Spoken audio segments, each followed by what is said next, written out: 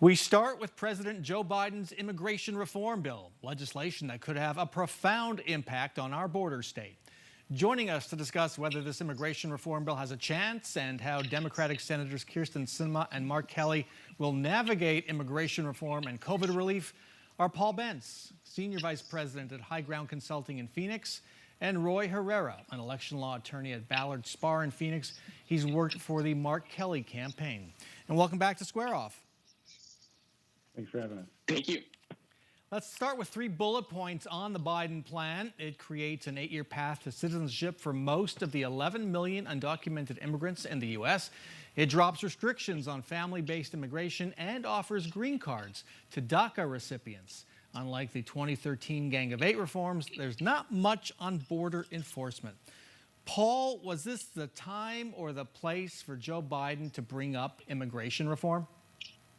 Well, you know, it's a classic negotiation technique. You got 2 options, either foot in the door or door in the face. And I think Biden's going for door in the face with a big negotiation and hopefully maybe going to back off of it. But the last 4 years haven't been a lot of negotiating in general. So I think he's got a very tough hill to climb. And Roy, right out of the gate, the lead sponsor of the bill, Senator Bob Menendez, of New Jersey, said it will be tough to win over the 10 Republicans in the Senate needed to pass the bill. So again, why bring it up now?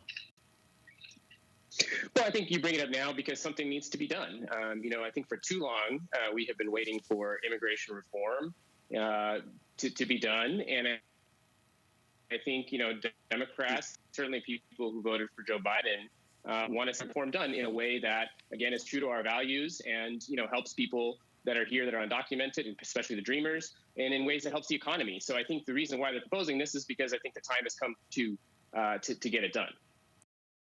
Now, I have to point out, Roy, you raised a ruckus on social media last week. You made comments to Political about immigration reform and, quote, the need for a solution that is balanced, some relief for undocumented immigrants while ensuring the border is secure.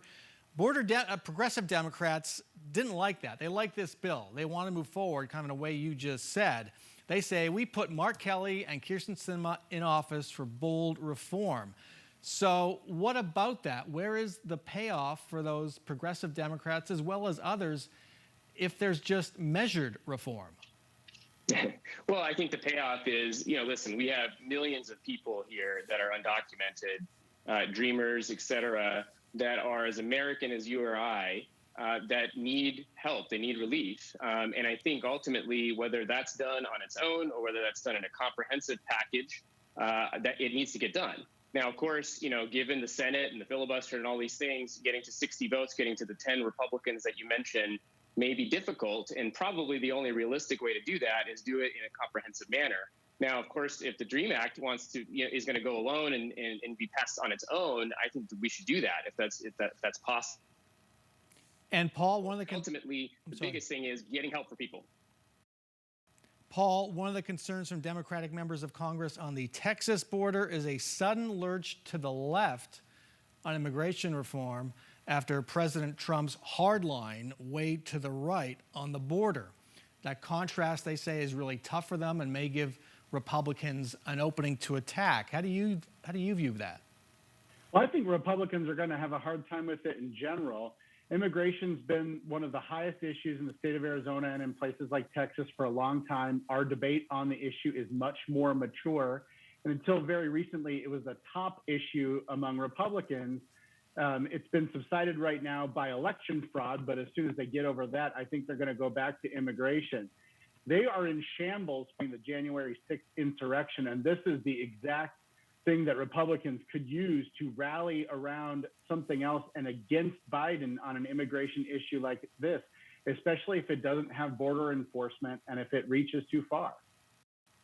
So given what Menendez said, given what you've just said, and the reality of a 50-50 Senate, what could get done on immigration reform by the end of this year? Roy?